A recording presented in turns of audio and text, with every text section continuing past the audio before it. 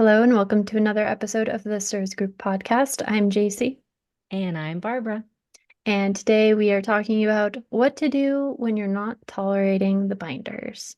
So, CIRS protocol, Shoemaker protocol, the only clinically proven path to healing from CIRS. The second big step after removing yourself from exposure is taking binders. So, today we're going to be talking all about those binders and what to do when you're not tolerating them well. But before we jump into the episode, we are not medical professionals. We are CIRS patients. We read the textbook. We have a group of people who are healing from CIRS. So while we are informed, we are not medical information. So none of this should be taken as medical advice. We are not medical information. That is very true. Sorry, No, disclaimer, I put it on the end of the last episode. We're clearly doing this after the episode we just recorded. I had an international flight like 2 days ago. My brain is in a different time zone. So we're all just going to need to give JC some grace today. absolutely. Every day, in It fact. was it was just too cute not to like repeat. We are not medical information, guys. Guys, I don't know if you know. I'm a human being. Oh no. I need you to recognize that in me. Yes. This episode is by request. Because some people they just jump right into starting binders, and sometimes it actually makes you worse before you get better, and that sucks. It's gonna feel like a slap in the face, a punch to the gut, whatever place you feel like you're being assaulted. It's not a good thing. It's called like the intensification monster is what I've heard Dr. Shoemaker call this. So it's it doesn't happen all the time. It doesn't happen to everyone, but it does happen. So Mhm. it is, I think, an important thing for us to cover today.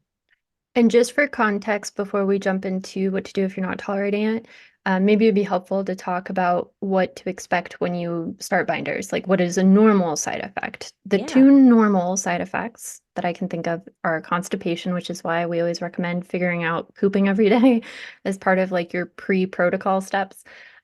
Just do what you got to do to start pooping every day. But the second one, and the one that I experienced, was like extreme fatigue. I felt narcoleptic. I was on a third of the full dose of welchol, and the first 2 weeks, I was like, I could take a nap right now. Like at any Yeah. moment, you could be like, "Do you want a nap?" And I'd be like, "Heck yeah, I want a nap. That sounds great." Yeah, I experienced those two as well. And the for the sleeping, I have it's a very cute picture of me just passed out on the bed with my dog, with Rosie, and we're like even holding hands. Like I'm sure I was like petting her or something, and I just fell asleep in the That's middle of the adorable. day. It's a very cute picture, but it was like I look at that and go, "Ooh, sirs!" Like that's the start of the protocol for me. Um, but that what I did notice, though, and I'll add this, is that was the very first time ever taking binders at all. I took several months off of the binders and probably had some re-exposure. And I had to obviously start it again. And I had a little bit, but much less of these side effects, which makes sense, right? I have less toxins in my body to clear the second time around. So it makes sense that my side effects would be less. So I just remember anytime I've restarted the binders since the very first time, it has been nowhere near as bad on any of the side effect levels. So that's cool. But I don't know if that's going to be the case for everyone, but it's nice to know that the first time is probably going to be the worst. Yeah. And the reason that happens, talking about the intensification thing, is the binders are meant to grab biotoxins and pull it out of your body. So I like to think of it as like if you think of a jar with a lid and it's filled with water and there's sand at the bottom, that's you with CIRS. And then you add binders, which is basically shaking that jar. And then all of that sand is like spread out throughout the water. So these biotoxins that were previously mostly contained in your fat cells are now like roaming your body.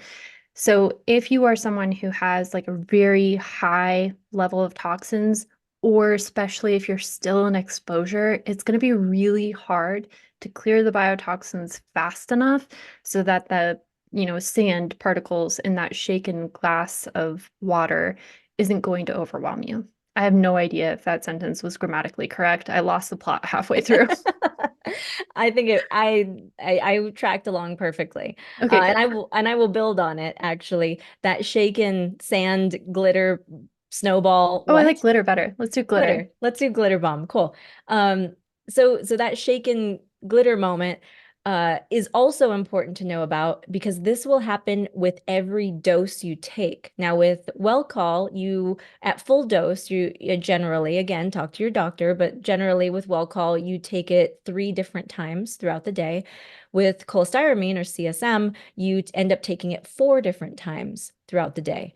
Every time you take it, is kicking up that glitter, dust, toxin, sand, all of the metaphors.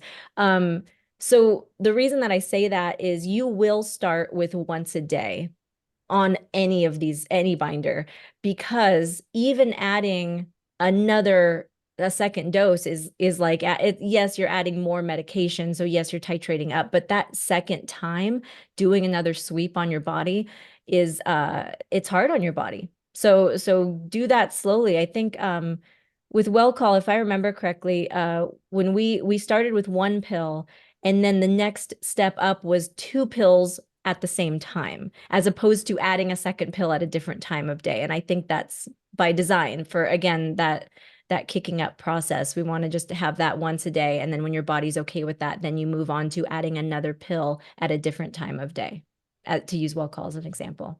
And if you're hearing what Barbara's saying and you're thinking, well, I'll just take all my binders at one time during the day, don't. Yes. Thank you for adding that in as well. Yes. Don't do that.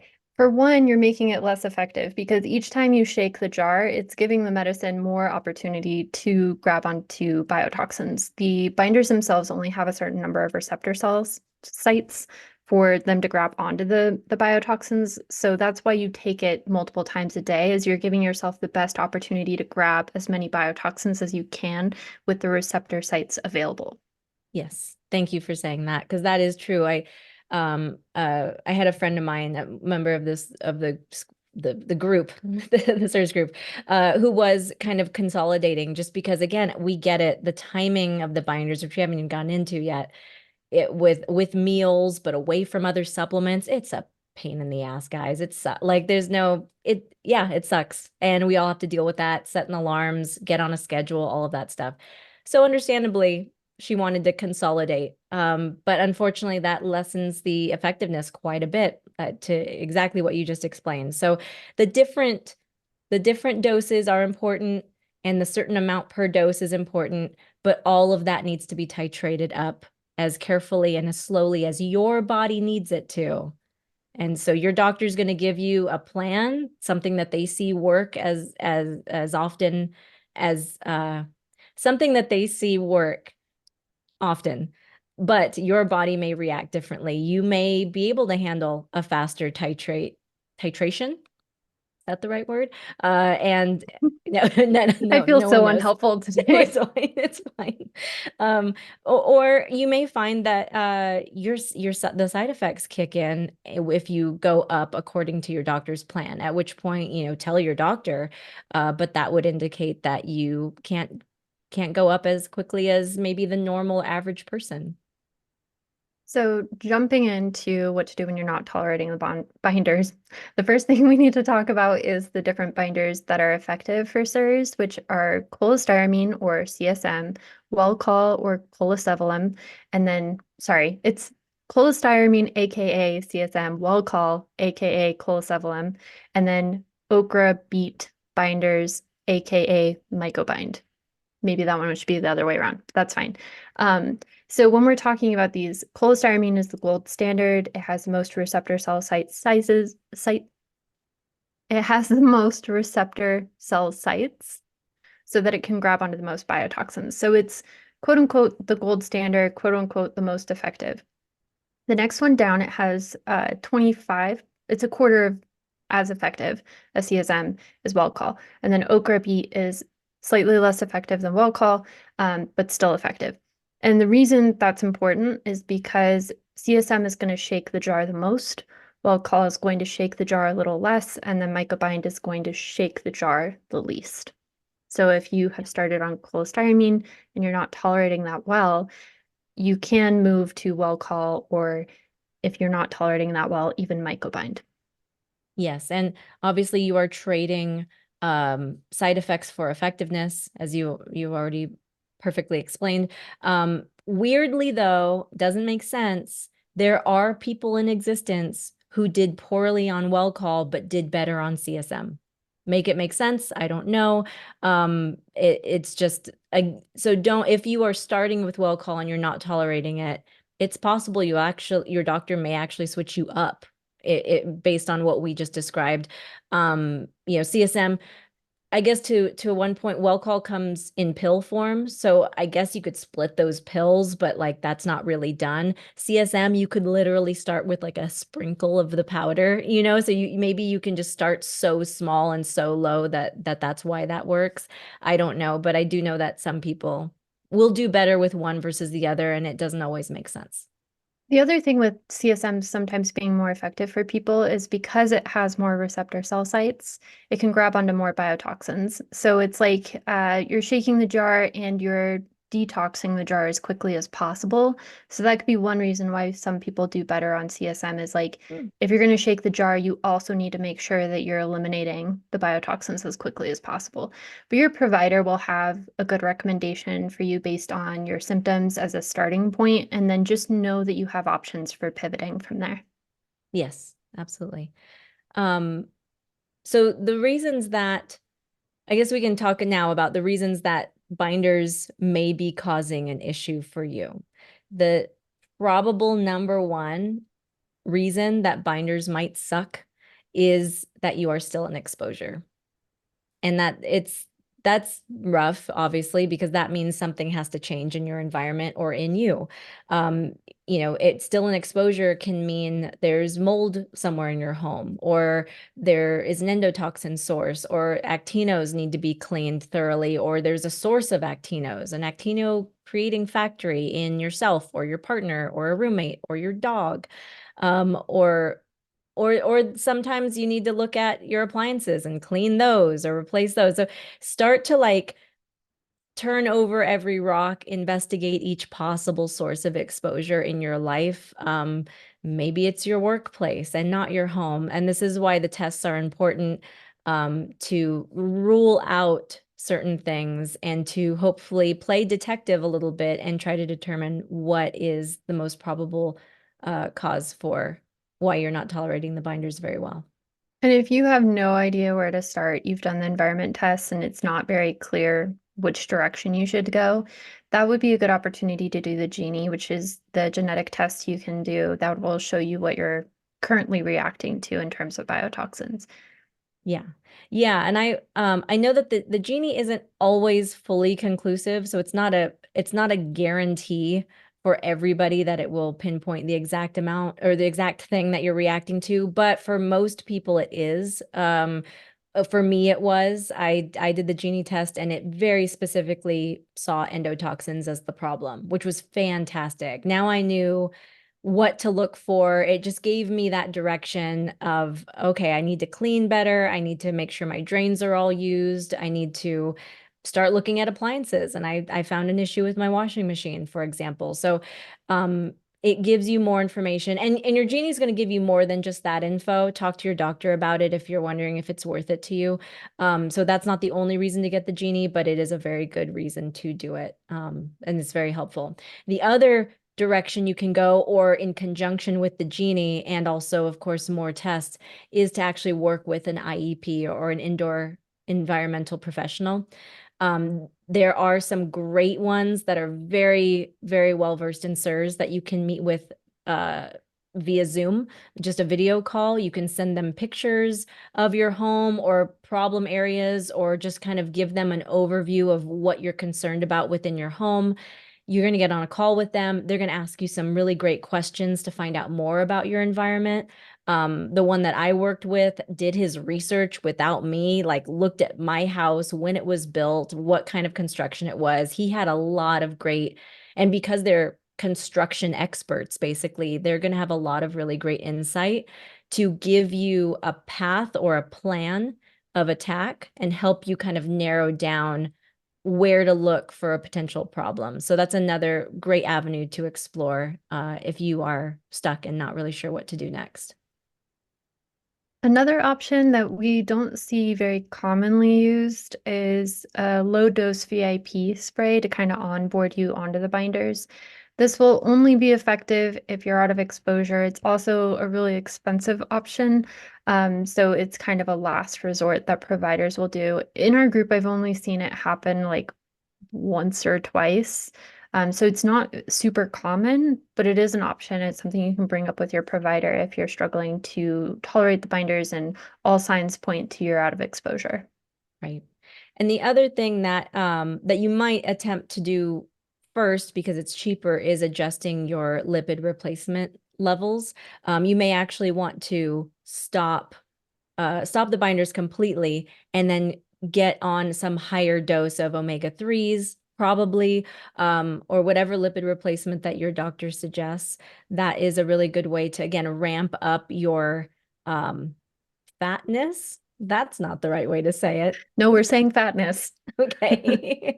Because the binders are stripping fat from your cells, from your cell walls. So you want to bump that up. So if your side effects from the binders seem to indicate that they're just stripping the fat from your cells and your body's like not having it, upping the omega-3s and any other lipid replacements, upping that first and then reapproaching the binders is another great way to hopefully mitigate the extra side effects that you might be experiencing. And just a quick add-on to that, in addition to omega-3s, there are other lipid replacements that you can explore. Phosphatidylcholine or P-choline, the Body Bio Balance oil is another one we see commonly used, and then wheat germ oil. Lots Germs. of good oils Yeah. there. Another reason why binders may be causing an issue for you, and all of the things that we've said as far as like how to mitigate that still stand, but it could be because you have MARCoNs. And we haven't really talked about that in this episode, but we have talked about it before. But it's good to know, and that's why practitioners often have people test for MARCoNs, which involves a nasal swab up your nose. And I've done an Instagram reel showing how I did that. I can link that and you can enjoy watching me stick something up my nose. But that it's good to know if you have MARCoNs. First of all, the main symptom of that is fatigue. So if you fatigue is a big symptom for you, I think MARCoNs is more likely. But if you do have MARCoNs, that's another factor in possibly not tolerating the binders that well.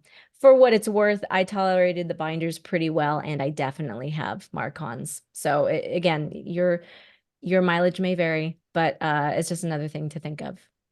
And last but certainly not least, we see this very often, histamines. So histamine response is when your body is so filled with toxins that your mast cells just start releasing histamines really easily. I think we've done an episode of it on this, and if not, we definitely have stuff on Instagram talking about this that you can check out.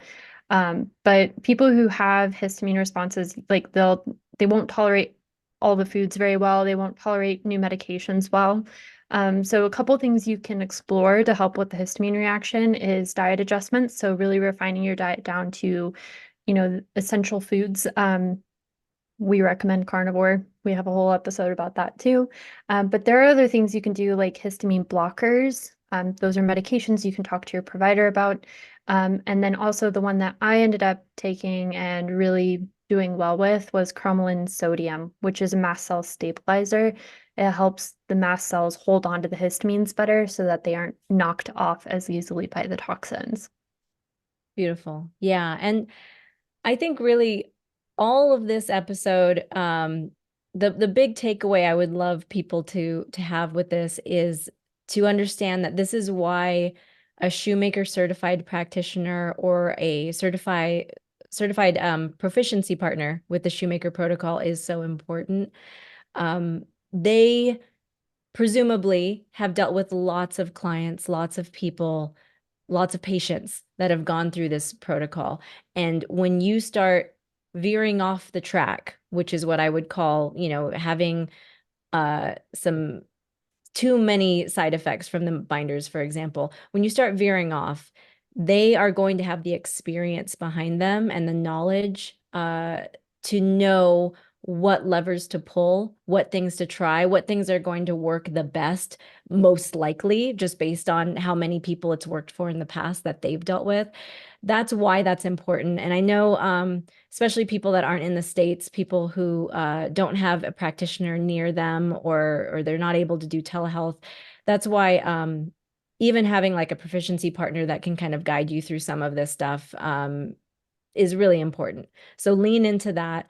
And that's certainly also another reason why, and I can plug our group, the CIRS group, .com. You can join us over there. The reason that that's another good avenue is that you can ask these questions. You can say feel nauseous or have maybe have some constipation issues, and you can go into that group and ask, hey, does anyone else, is this normal for the binders?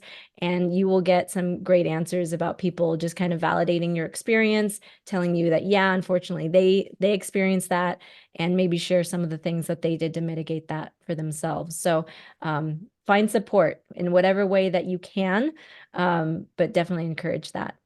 Yeah. If there's one thing our group knows, it's how to poop when you're Yes, struggling to poop. Like that is not an uncommon experience, and we have many tricks up our sleeves. absolutely. We're very proud of it too. And we're certainly never going to shy away from talking about poop. That seems to be a topic that comes up at least once every group call.